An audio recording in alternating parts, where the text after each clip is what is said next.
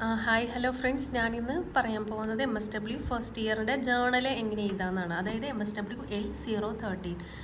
നമുക്കറിയാം MSWക്കാർക്ക് ഏകദേശം ഫസ്റ്റ് ഇയറിൽ 2 ജേണലാണോ എഴുതാനുള്ളത്. അതിൽ ഫസ്റ്റ് 45 ദിവസത്തെ കൺകറൻറ്റ് വിസിറ്റും അതുപോലെ തന്നെ നമ്മുടെ സെക്കൻഡ് ഇയറിൽ ബ്ലോക്ക് പ്ലേസ്മെൻറ്റ് റിപ്പോർട്ടുമാണ് എഴുതാനുള്ളത്.